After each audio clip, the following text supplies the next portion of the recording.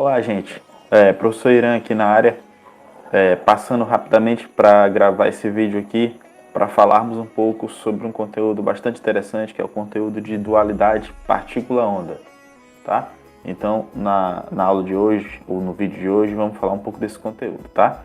Acompanhe os slides aí e boa aula, bons estudos, tá? Valeu! Beleza, pessoal. Então, o conteúdo que vamos ver agora é dualidade onda-partícula da matéria, tá? As observações e interpretações do efeito fotoelétrico dão forte suporte à visão de que a radiação eletromagnética consiste de fótons, né? E esses fótons, eles comportam-se como partículas, tá? Então, as experiências do efeito fotoelétrico, além de servirem para aplicar os conceitos da teoria quântica de Planck, para dar mais uma maior validade à teoria de Planck, ela também trouxe uma conclusão importante a respeito da radiação eletromagnética. Ela dá forte suporte que a radiação eletromagnética comporta-se como partícula. Outras experiências, outras experiências também dão forte suporte. Outras experiências também mostram a evidência de que a radiação eletromagnética, na verdade, comporta-se como onda.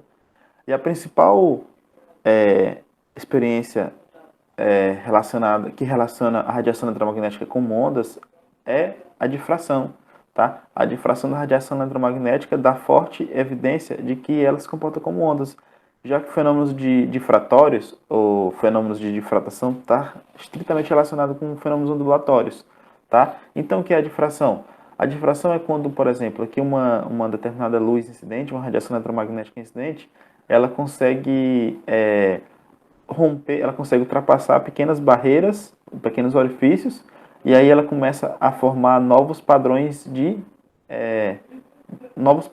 distribuição da onda, né? Então a radiodifração é isso, quando você tem pequenos orifícios, esses orifícios precisam mesmo realmente ser pequenos, da mesma magnitude dos comprimentos de onda, e aí quando essa onda consegue ultrapassar esse orifício, ela começa a formar novos padrões de onda, tá? Então isso é a difração, tá?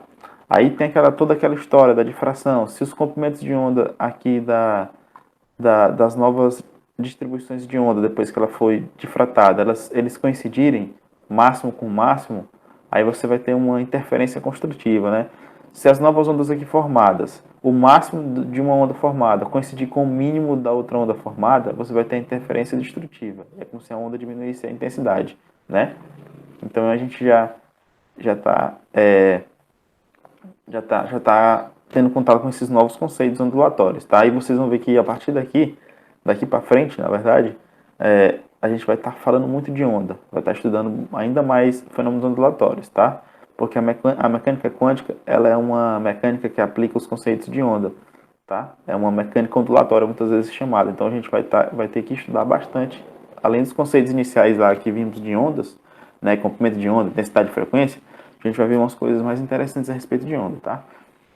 E aí, o que acontece?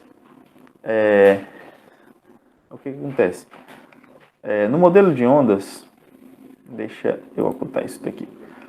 No modelo das ondas, a intensidade da radiação é proporcional ao quadrado da onda, ao quadrado da amplitude. A gente viu lá nas propriedades das ondas, né? Quer dizer que uma onda intensa, ou intensidade da onda, é uma coisa que é proporcional ao quadrado da amplitude, né? No modelo da onda, a gente consegue entender a intensidade da radiação como sendo o quadrado da amplitude.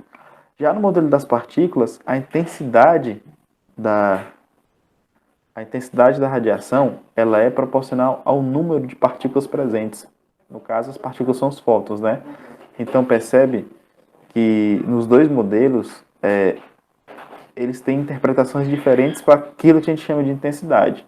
Tá? Então, esse é um ponto que a gente precisa guardar. Um ponto interessante que a gente precisa guardar em relação à intensidade da radiação eletromagnética. Tá? Porque para onda é uma interpretação e para partícula é outra. Tá? Então, a dualidade onda-partícula é isso. O efeito fotoelétrico, a experiência do efeito fotoelétrico mostra que a radiação eletromagnética comporta-se como partículas e a experiência de difração mostra que a radiação eletromagnética comporta-se como ondas. Então, ele tem essa característica dual. Dual quer dizer dois. Então, ela tem característica ora como onda e ora como partícula.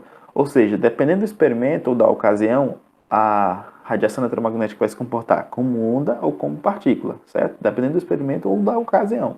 Tá? Então, isso que a radiação eletromagnética, essa característica da radiação eletromagnética de comportar-se ora como partícula e ora como onda é chamada de dualidade onda-partícula ou dualidade partícula-onda. Beleza?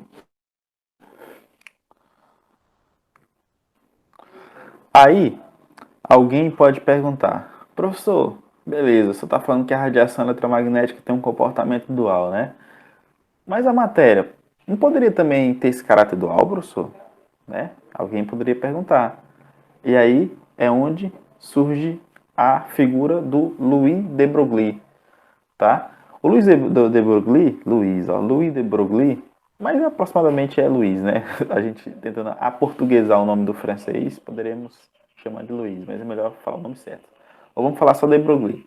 De Broglie sugeriu que todas as partículas, né? Todas as partículas deveriam ser entendidas como tendo propriedades de ondas. Então, o que ele quis dizer aqui? Que toda a matéria, né? A matéria é formada por partículas, ele falou, além da radiação eletromagnética, toda a matéria, todas as partículas deveriam ser entendidas como propriedades, como tendo propriedades de ondas. E aí, Louis de Broglie, ele propôs uma expressão que relaciona ele propôs uma expressão matemática que relaciona uma grandeza, que é característica das ondas, né, que é o comprimento de onda, relacionou com a grandeza, que é característica da matéria, que é massa, né? E aí ele propôs o seguinte, ele formulou o seguinte, que o comprimento de onda é igual à constante de Planck dividido pela massa versus o volume daquele corpo, daquele objeto, daquela matéria, né? Esse MV, ele é chamado de momento linear, né? O momento linear lá da física é o MV, certo? É massa multiplicado pela velocidade, é o MV. E aí, quando você substituir aqui na fórmula, você vai achar comprimento de onda igual a H, que é a constante de Planck, dividido por P, que é justamente o momento linear. E essa é a famosa relação de de Broglie, tá? Relação de de Broglie. De novo, por que a relação de de Broglie é importante?